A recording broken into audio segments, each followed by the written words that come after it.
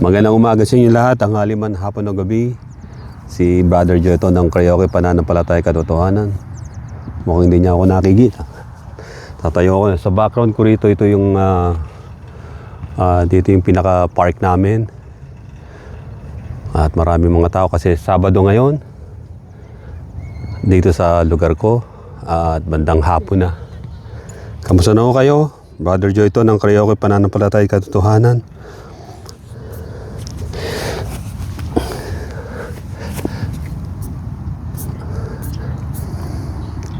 Para outdoor naman at maiba-iba ng kahit papano.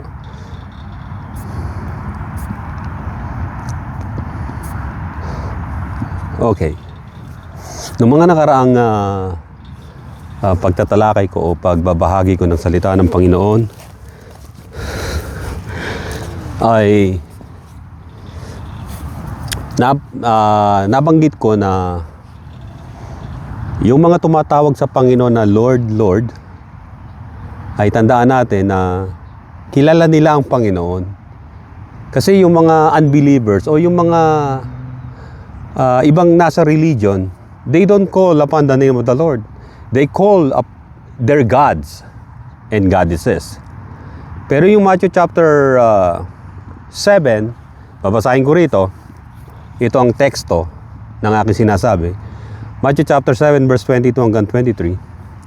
Many will say to me in that day, Lord, Lord, have we not prophesied in your name, cast out demons in your name, and done many wonders in your name?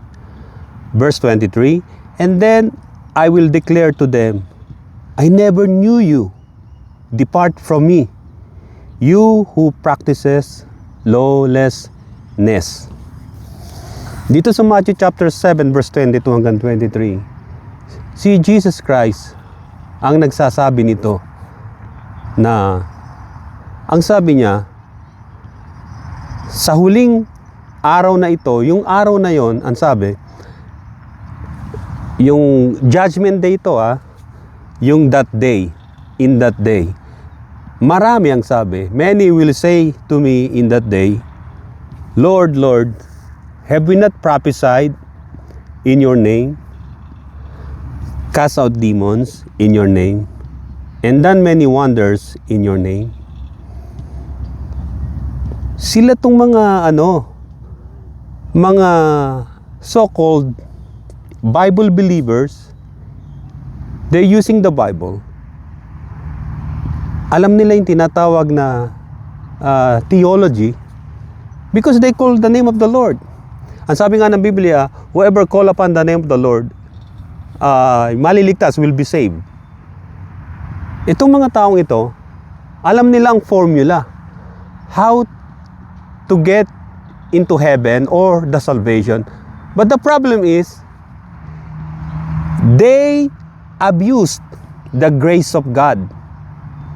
Ang sabi nga, many will say to me in that day, Lord, Lord, have we not prophesied in your name, cast out demons in your name, and done many wonders in your name? And then I will declare to them, I never knew you. Depart from me, you who practices lawlessness. Magkaroon muna tayo na tinatawag na just like a rebound o a recollection of something. Rebound. Number 1, parang sa basketball yan eh. If you miss the goal and the ball, yung basketball, bounce back to you, anong dapat mong gawin? Tumalon ka, kunin mo uli yung bola, rebound, o to bounce back. Matthew chapter 7 verse 14, ito yung rebound eh. Ito yung nakalimutan ng maraming mga tao. Ito yung mga nakaligtaan ng mga so-called Bible believers o yung nagbabasa ng Biblia o yung pinangahawakan nila ang pangalan ng Panginoon, pinangangalandakan sa lahat ng tao na sinasabi nila na kilala nila si Jesus Christ nangangaral sila ng salita ng Diyos. Pero Jesus said, our Lord Jesus Christ said in Matthew chapter 7 verse 14, because narrow is the gate and difficult is the way which leads to life, and there are few who finds it. Kaya sinabi ng Panginoon, many will say to me in that day, Lord, Lord, have we not prophesied in your name, cast out demons in your name, and done many wonders in your name? Gumagawa pa ng himala. But Jesus Christ answered them, and then I will declare them to them, verse 23, I never knew you, depart from me, you who practices lawlessness. Even though you are calling in the name of the Lord, you're calling the name of the Lord, but you are practicing lawlessness. Lawlessness, pagsuway sa Diyos. And then Jesus Christ said, the gate, because narrow is the gate and difficult. So why many people, instead of getting in doon sa narrow gate, they chose to lead doon sa life na papunta sa destruction. Because narrow is the gate and difficult is the way which leads to life, and there are few who finds it. Yung mga nakasumpong sa narrow gate, narrow na daan, ay kokonti lang. And then, makikita natin na sa rebound number 2, Matthew chapter 7 verse 13, Jesus Christ said, enter by the narrow gate, for wide is the gate, and broad is the way that leads to destruction, and there are many who go in by it. Ayun na yun. Mas maraming pinipili nila ang malapad na daan, easy way to get in, easy money. If you build a religion, using the Bible, easy money for them. They will collect money. They will collect everything na mapapakinabangan nila. Yun ang tinatawag na that leads to destruction, and there are many who go in by it. Sino yung mga napunta ron? Ito yung sinabi ni Jesus sa Matthew chapter 7 verse 22 hanggang 23, many will say to me in that day, Lord, Lord, have we not prophesied in your name, cast out demons in your name, and done many wonders in your name? And then I will declare to them, I never knew you, depart from me, you who practices lawlessness.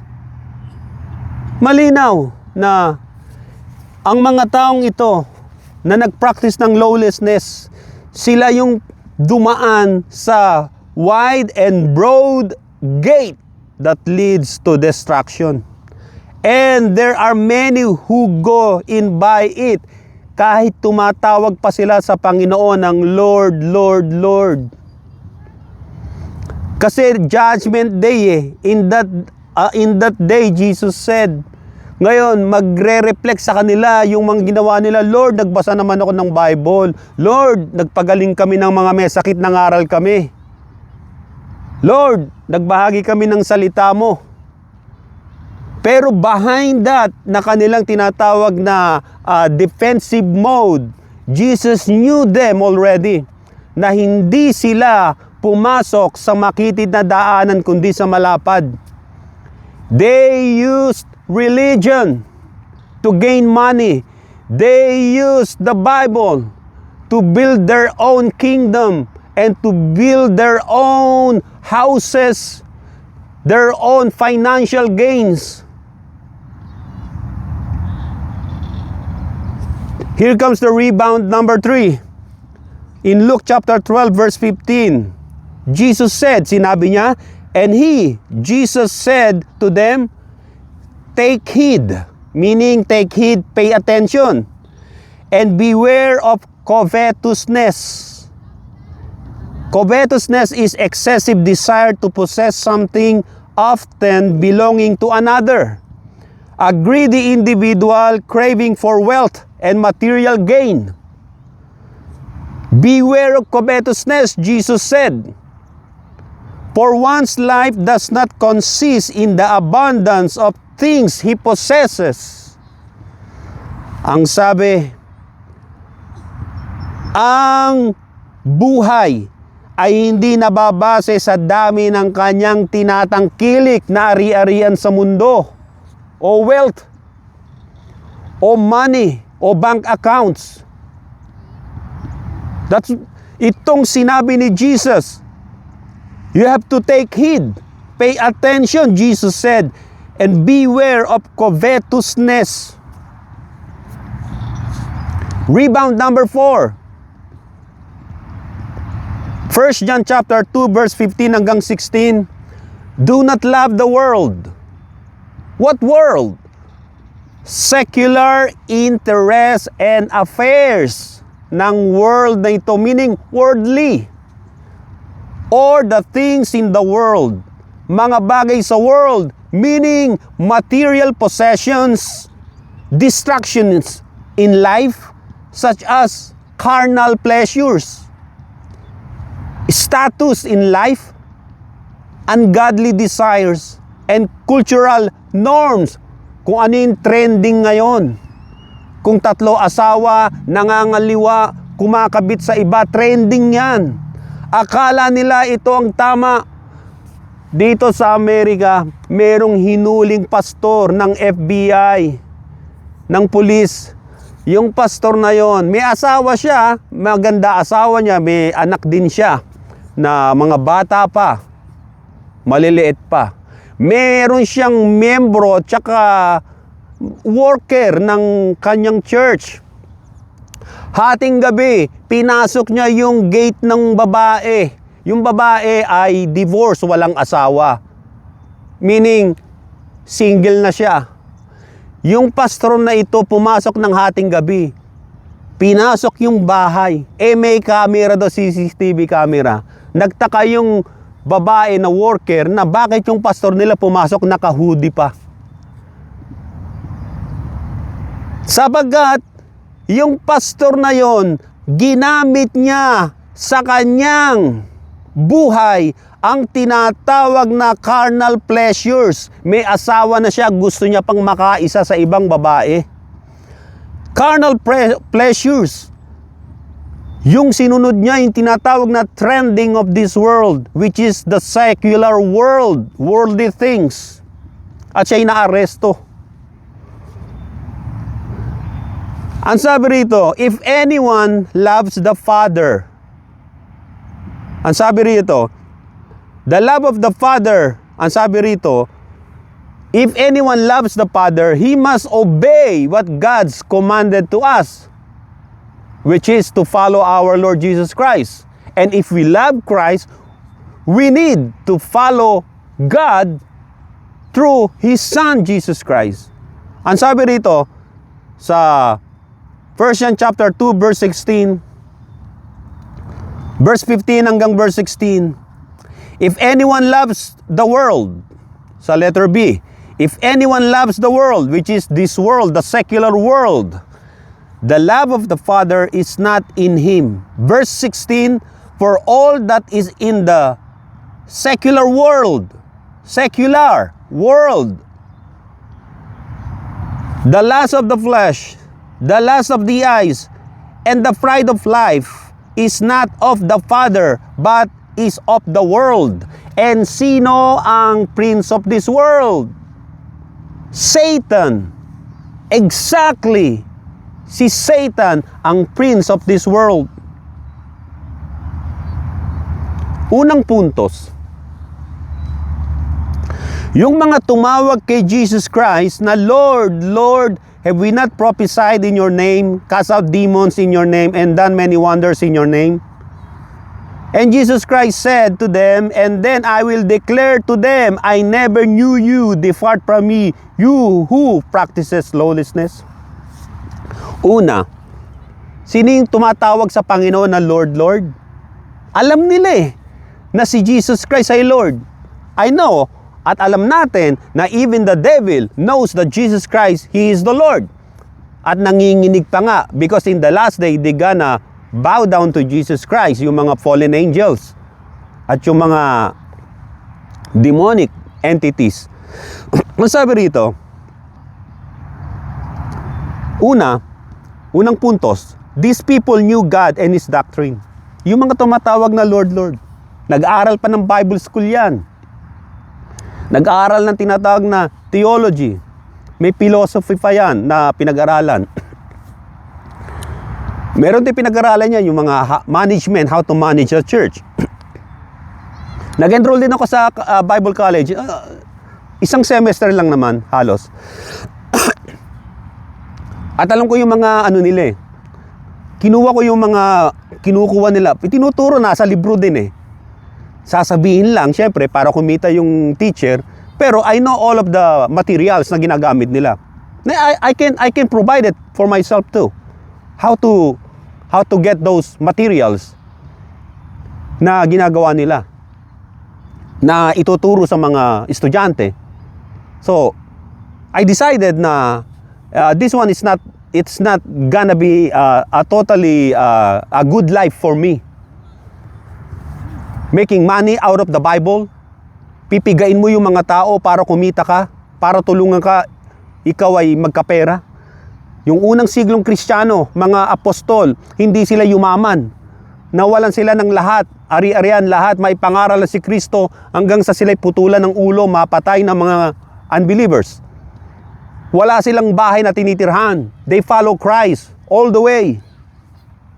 Pero yung mga preacher ngayon, born again preachers, mga nangangaral na tinatawag na prosperity gospel, which is devil. Demonic gospel yan. Ang pinangangaral nila ay worldly things, possessions ng world, wealth ng world. Promise nila yun Hindi ang heavenly things. The more you give to them, the more blessings daw na darating sa'yo sa world. Hindi yan ang turo ni Jesus Christ. Ang sabi ng Panginoon, binasa natin na anong mapapala ng isang tao, makakamit niya man ang buong yaman ng sanlibutan kung mapapahamak naman siya sa huli. These people knew God and His doctrine, yung mga tumatawag na Lord, Lord. Makikita natin they are on their final defense sa mga kaluluwa nila. They are so defensive. They are actively trying to justify their actions. For what? They are playing innocence. Makikita natin, they're playing innocence of a charge na binasa ng Panginoon, na sinabi ng Panginoon sa kanila na kayong mapaggawa ng masama, sabi.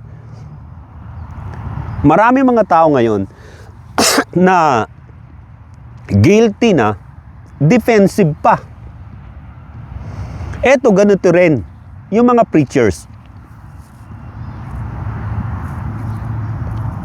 These people who call them Lord, Lord, they are on the side of defensive. Like assuming they are innocent. Tingnan niyo si Adam and Eve. After the fall. Genesis chapter 3 verse 9 hanggang 13. Sa verse 12, the man said, si Adam, the man said, the woman whom you gave to be with me, she gave me of the tree and I ate. Sa letter B, sa verse 13, ito naman ang woman. The woman said, the serpent deceived me and I ate. Defensive yung dalawa na nagkasala. Si Adam and Eve. Instead na admitted it once and for all, aminin sa Diyos na nagkasala sila, They're playing innocent and justified sa ginawa nila.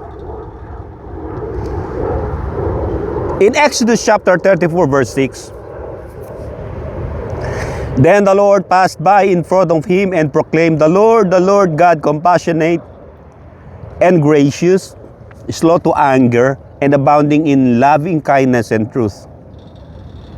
Itong Diyos, the Lord God, is a compassionate and gracious God, is slow to anger and abounding in loving kindness and truth. Pero ito ay inabuso ng marami na tumatawag sila na Lord, Lord. Abounding in loving kindness pa lang Diyos, compassionate, okay lang tayong kumuha ng pera ng mga tao. Ituro natin ang tithes and offering kahit hindi itinuturo kahit hindi sinabi ni Jesus Christ. Ituro ang mga pangungulekta, koleksyon, ginawa na talagang everyday almost. Meron pa nga yung iba, kinakailangan maghulog ka. Meron GCash na ngayon yung mga nangungolektang pastor. I'm talking about the pastor who call on the name of the Lord as God and Savior. I don't care about those minister or pastor na ang turing kay Kristo ay tao lang o anghel lang. I don't care about them because God will gonna judge them at the end. Eto tong mga to, para hindi kayo madamay ng mga Christians sa mga pastor na ito, na at first they really believe in Christ, but when they saw the glitters of gold or money, they don't care about your soul anymore. Ang sabi rito, God is a compassionate and gracious, slow to anger, and abounding in loving kindness and truth. There's a warning on that. Sa mga nag-a-abuse sa loving kindness ng Diyos. Romans chapter 8 verse 33. Who shall bring a charge against God's elect? Answers, it is God who justifies. Sino raw ang hahatol sa mga iniligtas ng Diyos o yung mga God's elect? Mga believers ni Jesus Christ. Only God. Siya na nagja-justify. But if you, listen to me, kayong mga humawak ng Biblia, mga pastor, nangaral kayo, subalit sa likod ng inyong pangangaral ay kayo'y nangungulimbat ng maraming pera, yung tithes and offering doon sa inyong fellowship o churches, binubulsan ninyo dire-diretso, ginawa ninyong gatasan, ginawa ninyong negosyo, ang pangangaral ng salita ng Diyos, hindi kayo makakatakas. Who's gonna bring charge against you? God. Dahil sa huli, sisingling ka ng Diyos na tinatawag mong Lord, Lord.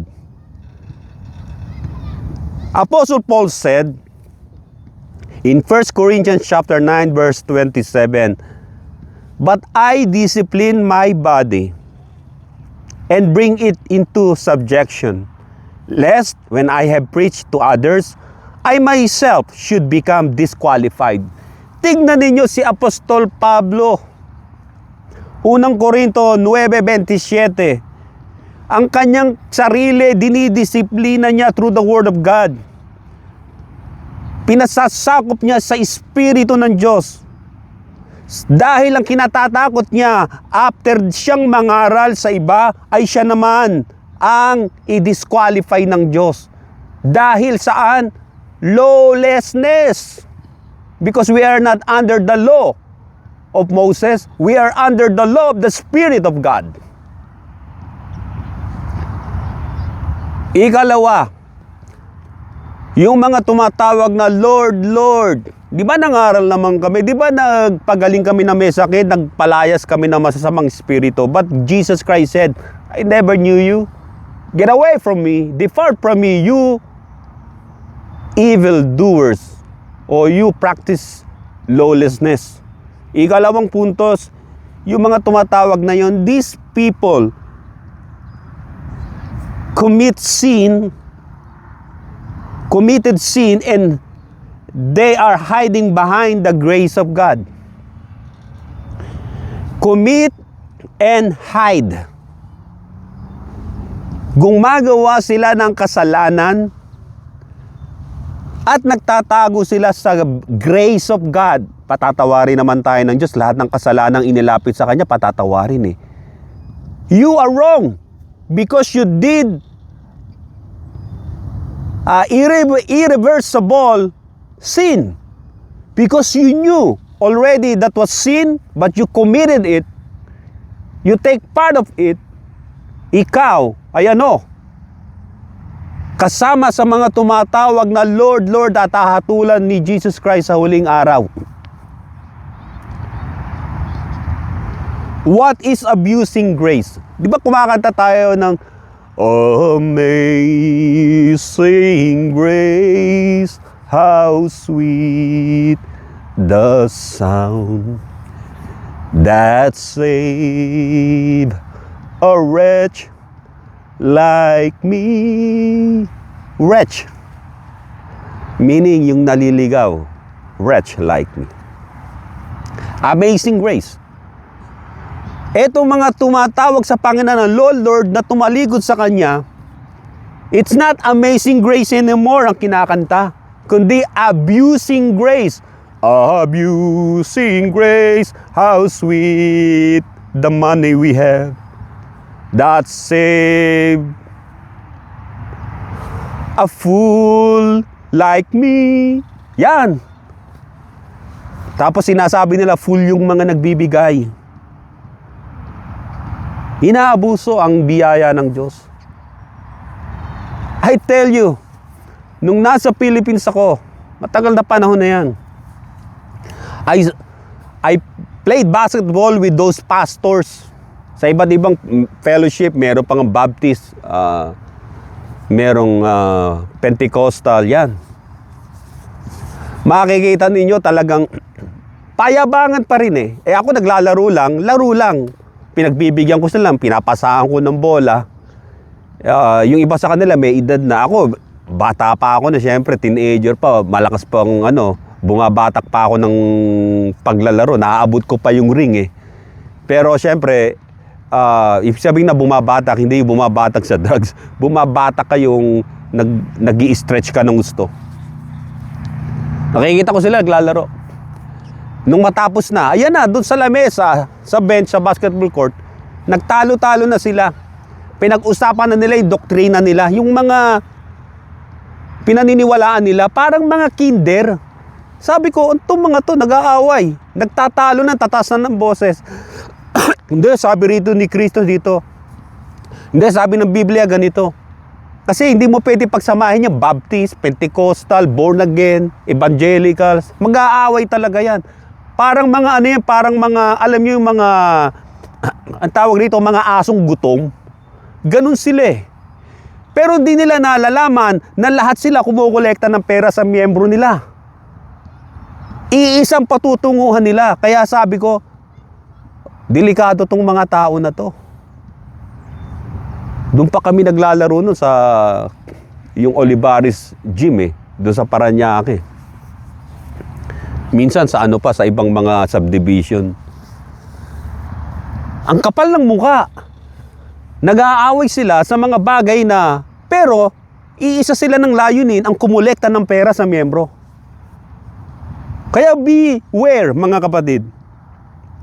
What is abusing grace? They're abusing the grace of God.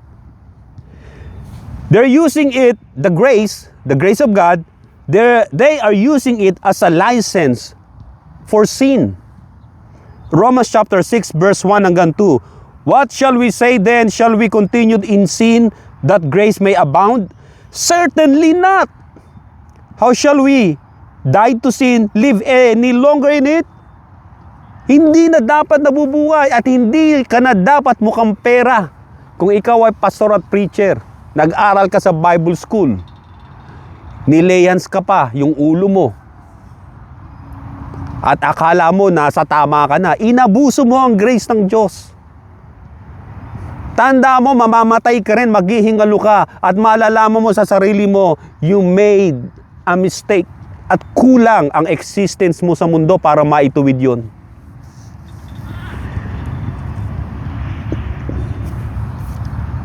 Ikatlo, these people believe in depth of gratitude. Pag sinasabing DEBT, depth of gratitude. Nangaral kami sa inyo, gasino ba naman yan na magbigay kayo sa amin? Yung ginastos ko, paghihirap ko sa Bible school, sa mga seminar, kinakailangan mabalik yun. Gasino ba naman yun?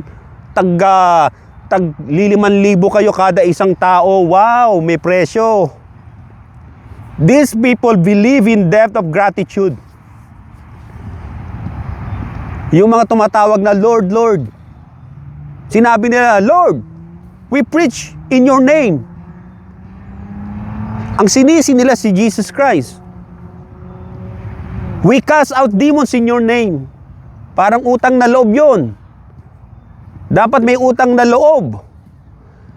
And done many wonders in your name. So makikita natin, these people believe in depth of gratitude.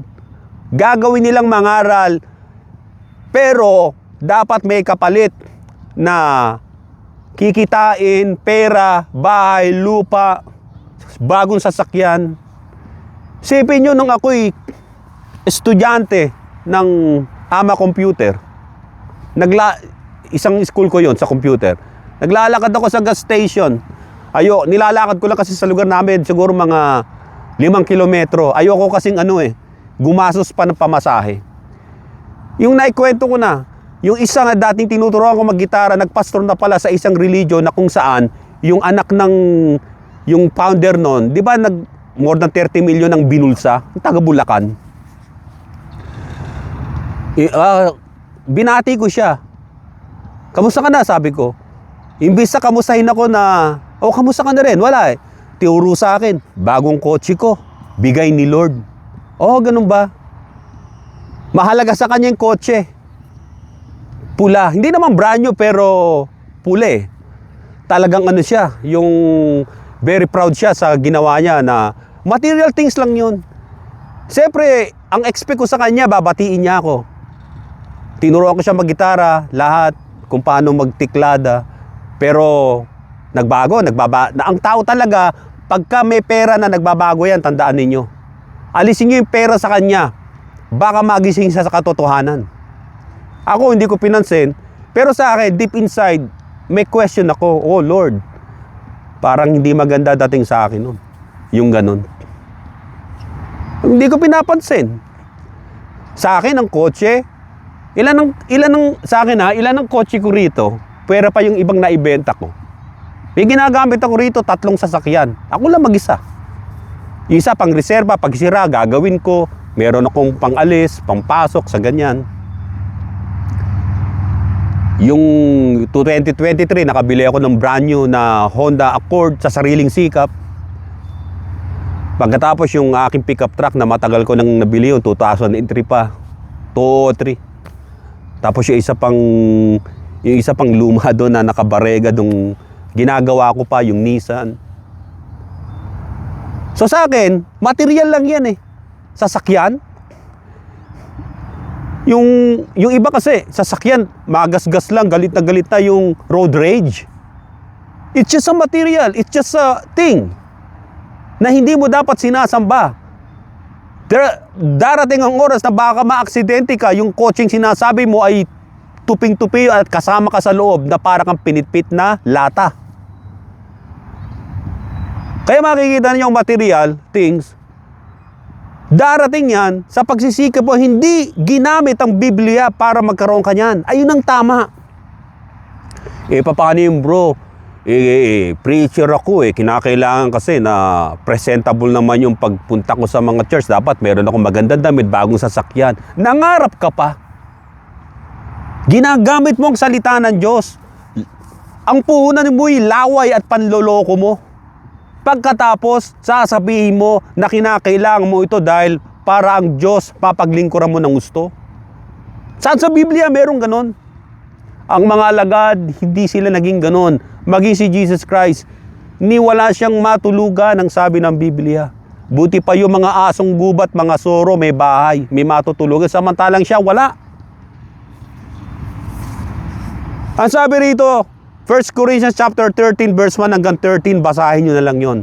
Sabi sa 1 Corinthians chapter 3 verse 14, let all that you do be done with love. Nangangaral ka ba ng salita ng Diyos with love o para kumita ka? Nangangaral ka ba dahil mahal mo si Jesus Christ, mahal mo ang Panginoong Jesucristo, o para kumita ka? Romans chapter 12 verse 9, let love be without hypocrisy. Abhor, meaning hate, what is evil. Ang sabi, ulitin ko, Romans 12:9, let love be without hypocrisy. Abhor or hate what is evil. Cling to what is good. Kumapit ka kung ano yung mabuti na galing sa Diyos. Lahat ng good and perfect gifts ay galing sa Father of lights, God in heaven. Ika-4, these people do not willingly preach the gospel. Yung mga tumatawag na Lord, Lord, nangaral naman kami. No, they're not willingly to preach the gospel. Lalo na kung walang money involved. Hindi mangangaral yung mga yan. Hindi ko tinataas ang sarili ko. Dito sa YouTube na ito, hindi ito monetize. Hindi ko nilalagay yung mga informasyon ko, bank account, para i-monetize pagdating ng araw. Hindi. At hindi ko gagawin yun. Di bali na kung mamatay sa gutom, wag ko lang ipinangalakal ang salita ng Diyos. Tingnan natin kung sino ang tunay. Ako o yung mga tao na yun na nakikilala ninyo, na kumukulimbat ng maraming pera at merong malalaking magagandang bahay na. These people do not willingly preach the gospel. Apostle Paul said, he preached Christ for the gospel's sake. 1 Corinthians chapter 9 verse 23, now this I do for the gospel's sake. Ginagawa niya ang pangangaral for the gospel's sake, that I may be partaker of it with you, upang maging kabahagi siya ng mga grand plan ng Diyos sa tao at sa sanglibutang ito, ang pagliligtas ng Diyos. Maging sa 1 Corinthians chapter 9 verse 16, Apostle Paul said, woe is me. Sumpain ako, ang sabi niya, if I do not preach the gospel. Masasabi ko rin yan, woe to me if I do not preach the gospel. At sabi ng verse 17, for if I do this willingly, I have a reward in heaven. But if against my will, I have been entrusted with a stewardship. Mangangaral ka, hindi dahil may reward ka dito sa mundo na tatanggapin, kundi sa langit. Mangangaral ka because this is the right thing to do. Just preach the gospel. No money involved. Ang sabi rito, for if I do this willingly, I have a reward in heaven. But if against my will, I have been entrusted with a stewardship. Hindi dapat against your will ang pangangaral ng salita ng Diyos. Mababasa niyo sa Matthew chapter 10 verse 10, Luke chapter 10 verse 7, yung mga footnotes.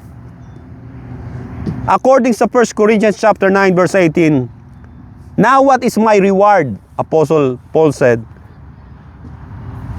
what is my reward then? That when I preach the gospel, I may present the gospel of Christ without charge, that I may not abuse my authority in the gospel. Ito palang tama. Ang sabi niya, when I preach the gospel, Apostle Paul, I may present the gospel of Christ without charge. Walang bayad. Walang bayad. Walang kapalit. That I may not abuse my authority in the gospel. Alam niyo, hindi siya nagpayaman, di ba? Wala nga siyang bahay, hindi nga siya nanghingi ng pere. Ginamit niya yung kanyang mga kamay sa pagtatrabaho. Tent maker siya, si Apostle Paul. Etong mga preacher at pastor ng born-again Christian churches, Pentecostal, Evangelical, ang lalakas ang loob na isuwetuhin o tanungin yung mga tao kung nagbibigay sila, kinakailangan magbayad tayo ng kuryente, aircon, kinakailangan kasi mabayaran yung kotse na hinulugan natin para sa church. Pero nakapangalan sa kanya, pati yung church nila, lahat ng gamit. Kinakailangan bayaran natin lupa, kinakailangan magkaroon tayo ng magagandang damit para presentasyon naman sa aking pangangaral sa ibang mga lugar. Tunog ano ang tawag rito, tunog ano, pato, tunog itik. Nga manghingi kayo mga kapatid, dito, manghingi kayo doon. Parang nung ako'y nagkakape sa labas ng aking porch, may lumakad. Sabi ko, mukhang Pilipino to, may daladalang alam yung door chime, yung paghinangin, wind chime. Kumakatok, nakita niya ako na nun. Oh, sabi ko, sir, I'm selling this. Sabi ko, are you Filipino? Yeah. Oh, tinagalog ko na. O, ba't nandito ka, ba't nagbebenta ka ng ganyan? Yung pala, front niya lang pala yun. Sabi ko, paano ka napunta rito? Alam niyo kung sino yung nag-ano sa kanya? Yung Kingdom of Jesus Christ ni Kibuloy. May binigay siya sa akin yung parang pamphlet. Pang front niya lang pala yung pagbebenta ng ng yung wind chime. Ang magbigay ka, nanghihingi na $5 and above kung gusto mo. $5 may presyo na. $5. Magbibigay ka kung gusto mong monthly, bibigay. Sabi ko, asan yung passport mo? Kinuha daw ng leader nila kasi matanong ako eh. So, saan ka nakatira niyan? Ayaw niya na sabihin kung saan siya nakatira. Ang damit parang gusgusi ng kala mo homeless. Mukhang payat, gutom na gutom. Hindi ko na pinapasok sa lugar ko. Baka mamaya baliw, bigla ako saksakin eh. Siyempre, doon lang ako sa labas. Tsaka, alam ko espiritu niya, nararamdaman ko eto kulto tong tao na to kasi sa cult siya, ginamit lang siya ng leader. Nanghihingi ng pera dito sa Amerika pa. Ganun ba? Sabi ko paano yan kung gusto mo nang umuwi? Wala. Sabi ko, paano kung gusto mo magtago rito? Wala. Nandun yung passport ko lahat sa kanila Ganun ba? Sabi ko, sorry, hindi ako bibili ng wind chime. Wala akong pambili. Hindi walang pambili, wala akong cash card yung Hindi ka naman gumagamit ng card alam ko naman walang card Siyempre, hindi ko bibigay yung card ko, credit card, ako. So, umalis siya. Maaaring sasabihin nyo, hindi mo mula pinakain. Hindi, first time ko lang siya nakita Kung mamaya, bigla akong patayin sa loob. Makikipaglamay ba kayo? Papadala nyo ba yung pamburol ko dito? Di ba, ganun lang naman. You don't know the person, why you let him inside your house?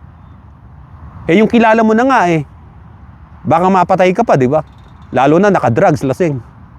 Kaya never open your door on someone kapag kayo nag-iisa lang sa bahay. Sumilip muna kayo sa bintana at kung hindi nyo kilala, may dala-dala, never open the door.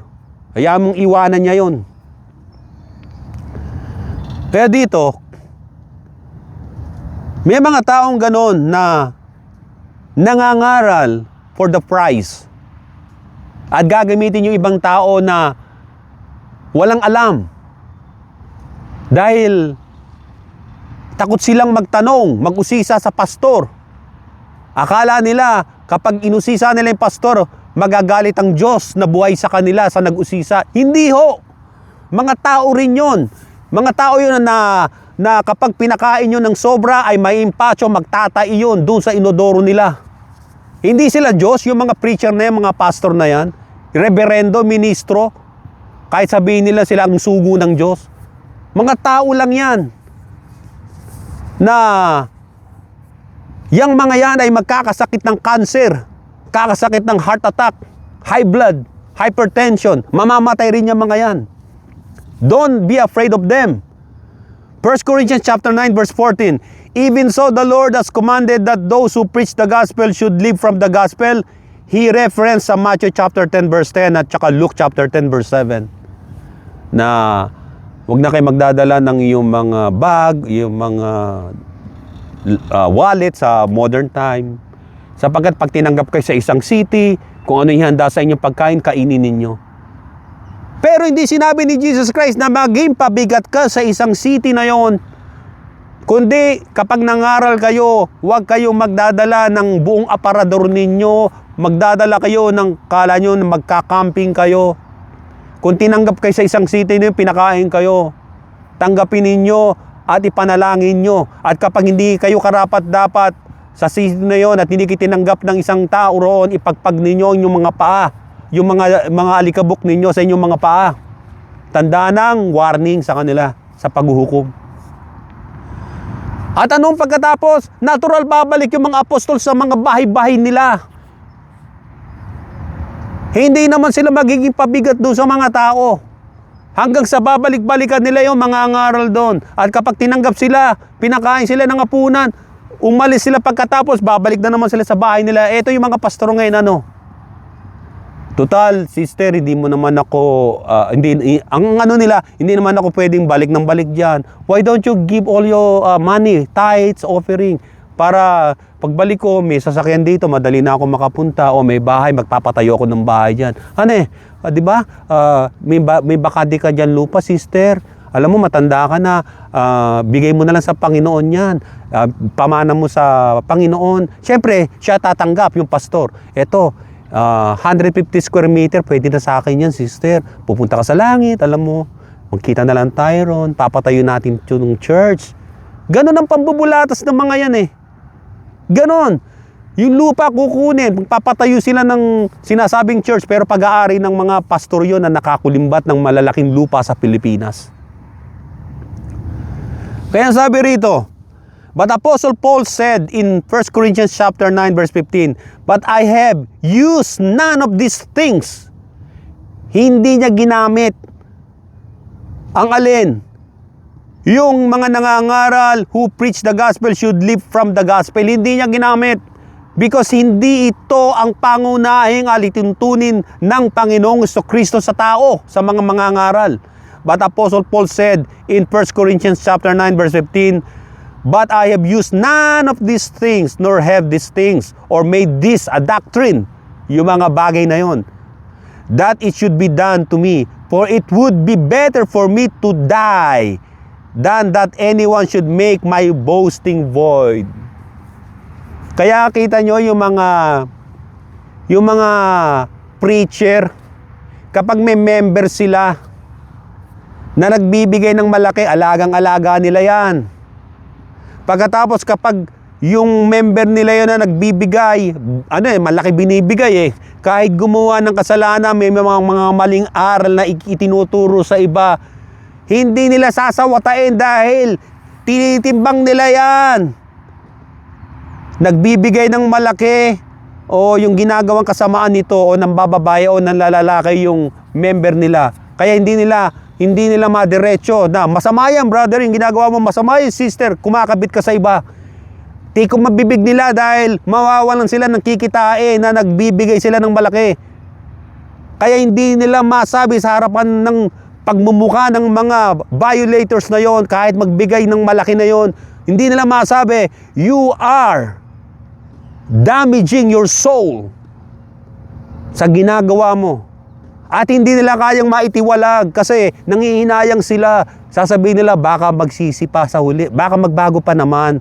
Brother Joe, huwag ka masyadong mainip. Baka magbago pa yan. Sayang yung pera. Ano yan? Yung asawa niyan, seaman.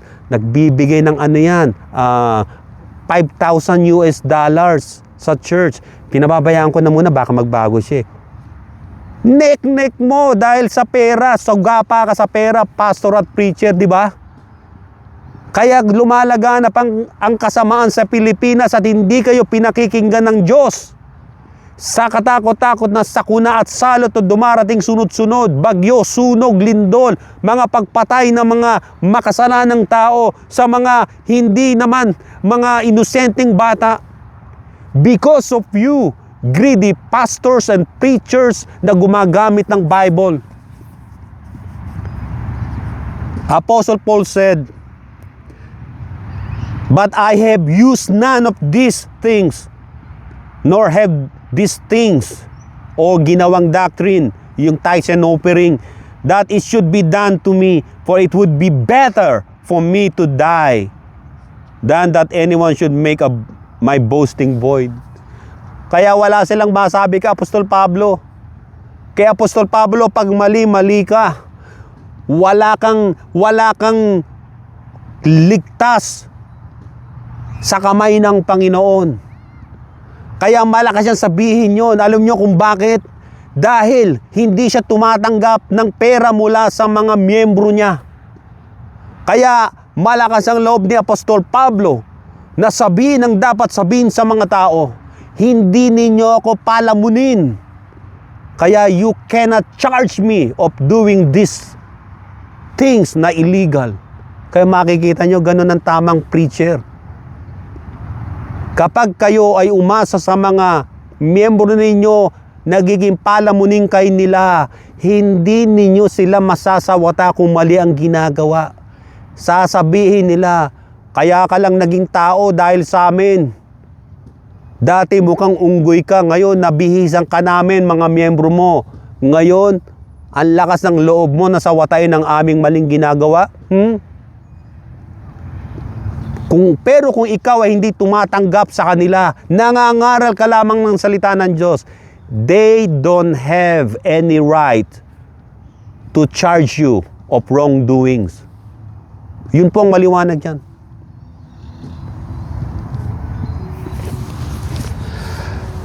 Ngayon, kayong mga nakikinig sa akin dito sa YouTube, hindi pera ang hinahabol ko sa tao sa YouTube, sa Facebook, anumang platform. I'm not rich, but I'm not poor. Nung bata-bata pa ako, yung tambakan ng mga basura ng eroplano doon sa parting, kung tawagin yan ay sa malapit sa airport road, pumupunta kami ron. Nangangalkal kami ng mga pagpag, yung mga karning tinapon na sa basurahan, hugasan lang yun, tapos pag kinain mo, pag hindi ka sanay, mangangati ka. Kaya kahit sa akin dito, hindi ako nagtatapon ng kanin o bigas. Kahit yung bigas ko o yung kanin ko, matagal na sa rep yan, iluluto ko yan. Lalo na kapag pinaghirapan mo, di ba? Hindi ka nagtatapon. Subalit itong mga preacher na ito, they can buy choicest meal, food, not from their own pocket, but from the pocket of their members. They are using the Bible to gain more wealth, to gain more power. Tumatakbo pa ng politics ang mga yan. Subalit ang kanilang intention is not to help the people. It's not to spread the gospel of Christ. Ang ginagawa nila is to gain wealth. Ang paniniwala nila ay ang pangangaral ay dapat may kapalit na ginhawa at pananalapi. But ang paniniwalang yan ay hindi biblical at galing kay Jesus Christ. Ang sabi ng Panginoon, habang kayo nangangaral, ang ibang sa inyo uusigin, pahihirapan, papatayin. Subalit, ang sabi, magpakalakas kayo, sapagkat sa huling araw ay bubuhayin tayong muli ng Panginoon upang tayo ay makatanggap ng eternal reward galing sa Kanya. Saglit po tayo manalangin. Panginoon, marami pong salamat sa oras na ito. At sa pagkakataong ito, Panginoon, ang mga hindi pa tumatanggap sa iyo ay tanggapin kanila sa oras na ito bilang Panginoon tagapagligtas.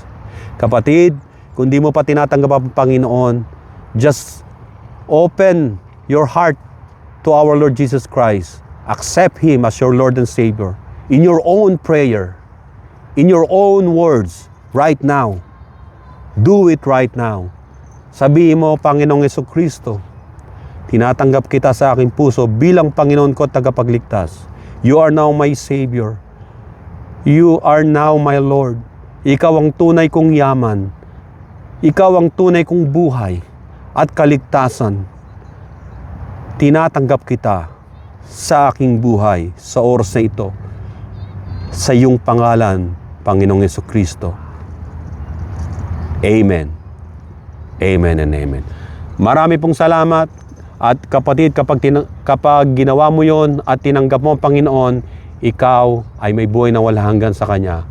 God bless po sa inyo lahat, at to God be the glory in Jesus' name. And everybody say amen.